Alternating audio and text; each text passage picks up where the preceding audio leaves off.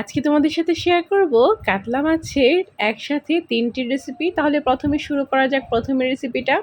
দেখতেই পাচ্ছ হলুদ আর লবণ দিয়ে আমি কাতলা মাছগুলোকে ভালোভাবে ভেজে নিচ্ছি।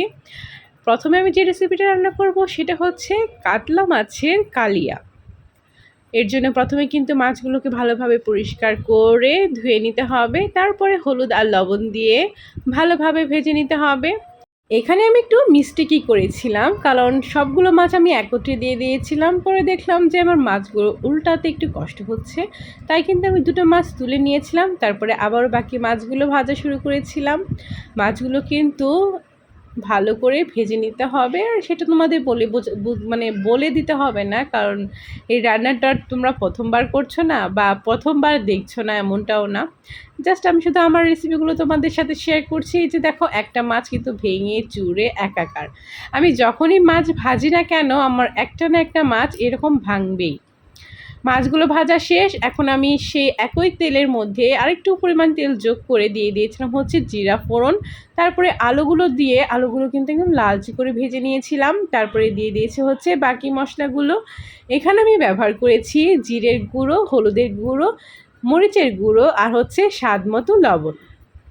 তারপরে আর কি মশলাগুলো ভালোভাবে কষিয়ে নিতে হবে। তারপরে মশলাগুলো কষানো হয়ে গেলে দিয়ে দিতে হবে হচ্ছে পরিমাণ মতো জল।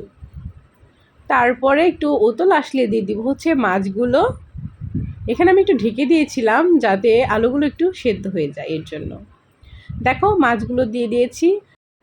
তারপরে দিয়ে দিব হচ্ছে একদম লাস্ট মুহূর্তে গরম মশলা বাটা। গরম মশলা বাটাটা দিয়ে কিছুক্ষণ জাল করে কিন্তু নামিয়ে নিলে হয়ে যাবে। আর কি, এখানে কিন্তু আমি অলরেডি কাঁচামরিচ ফালি করা দিয়ে দিয়েছিলাম। তো আমার এই রান্না শেষ। তারপরে রান্নায় চলে যাই। এটা হচ্ছে কাতল মাছের ঝোল, মানে কাতলা মাছের ঝোল, যেটাকে বলে আলু বেগুন দিয়ে একদম পাতলা পাতলা ঝোল রান্না করেছিলাম। সেই একই প্রসেস, মাছগুলো ভালো মতো ধুয়ে হলুদ আর লবণ দিয়ে ভেজে নিতে হবে। দেখেছ, আমি বলেছিলাম না, আমি যখনই মাছ ভাজি না কেন একটা না একটা মাছ আমার ভাঙবেই। দেখো, এখানেও একটা মাছ ভেঙে গেছে। কী আর করবো বলো, কিছু করার নেই। ভাঙলে তার জোড়া লাগানো যাবে না। মাছগুলো ভাজা হয়ে গেছে। তারপরে সেই তেলের মধ্যে আমি জিরা ফোড়ন দিয়েছি। তারপরে দিয়েছি হচ্ছে পেঁয়াজ কুচি করা।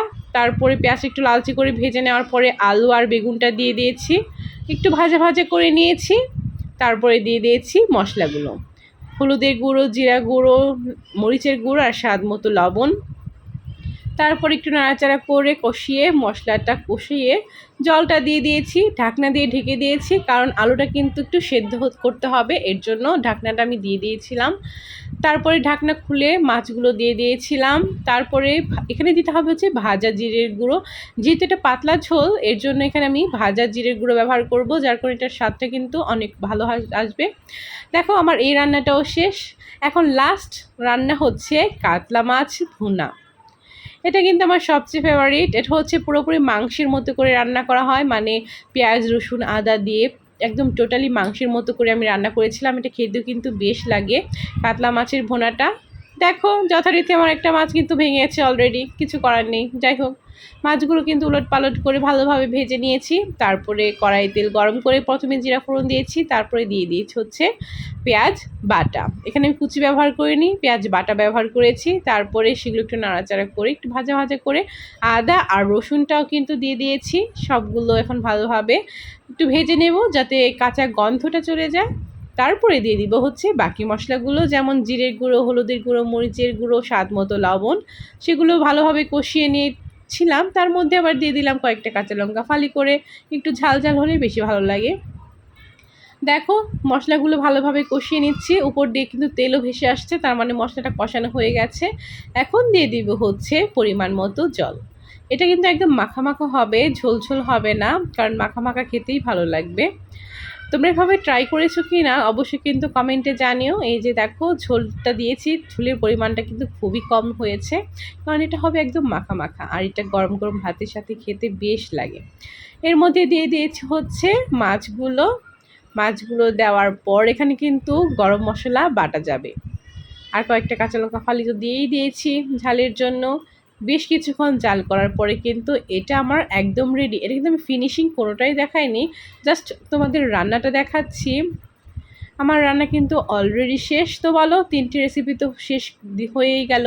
কেমন লাগলো এই রেসিপিগুলো অবশ্যই কিন্তু কমেন্টে জানিও আর পাশে থেকো সবসময়। টাটা।